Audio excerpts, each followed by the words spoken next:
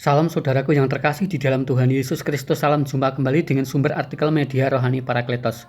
Untuk pembacaan artikel rohani pada pagi hari ini dengan judul Kedatangan seorang nabi merepresentasikan kehadiran Allah di tengah-tengah umatnya, part 5. Kebutuhan spiritualitas. Spiritualitas dalam kehidupan manusia adalah kebutuhan yang utama dan terutama karena dimensinya dari kekal sampai kekal. Artinya, spiritualitas itu bukan hanya sangat berguna di dalam dunia ini saja, tetapi juga berguna nanti pada saat kita sudah di kerajaannya.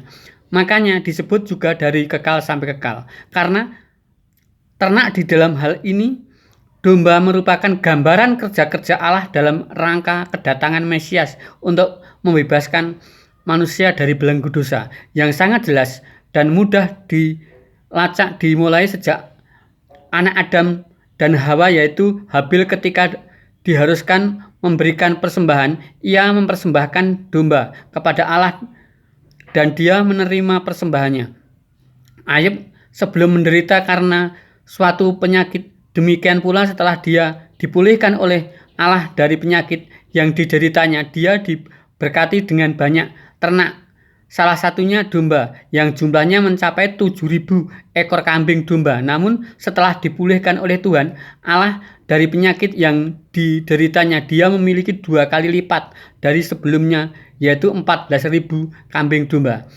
Demikian juga pada masa Abraham, Ishak dan Yakub juga berprofesi sebagai peternak. Bahkan Allah mendidik Musa untuk menjadi seorang pemimpin yang sangat hebat dengan terlebih dahulu berprofesi sebagai gembala domba. Demikian pula dengan Daud. Sebelum diangkat menjadi seorang raja, sebagai gembala domba juga. Pada saat Amos dipanggil menjadi seorang nabi, kerajaan Yehuda diperintah oleh Raja Usia, sedangkan kerajaan Israel sendiri masih diperintah oleh Yerobeam. Mengapa di dalam kitab Amos dua kerajaan yang sebetulnya masih bersaudara itu sangat ditekankan dan menjadi sangat penting untuk ditelaah lebih lanjut? Karena Allah menghendaki supaya Amos juga bekerja di dua wilayah tersebut.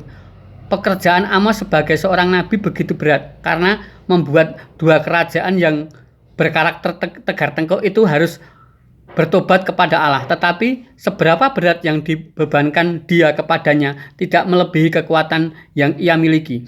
Dan yang perlu diketahui bersama bahwa Allah tidak membiarkan sampai tergeletak. Artinya dia akan mengaruniakan keberhasilan yang gilang gemilang baginya.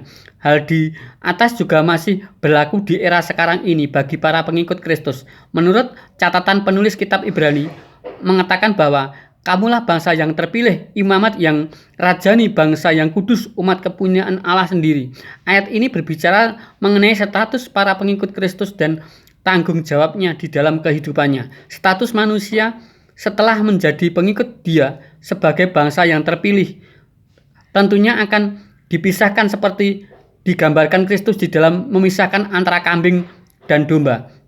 Pengikut Kristus juga berstatus sebagai imamat yang rajani atau imam sekaligus raja. Dengan dua status yang kita miliki tersebut menjadikan kita seharusnya menyadari dan lebih sungguh-sungguh di dalam mengikut dia. Dan tidak ada keraguan lagi di dalam kita melayaninya.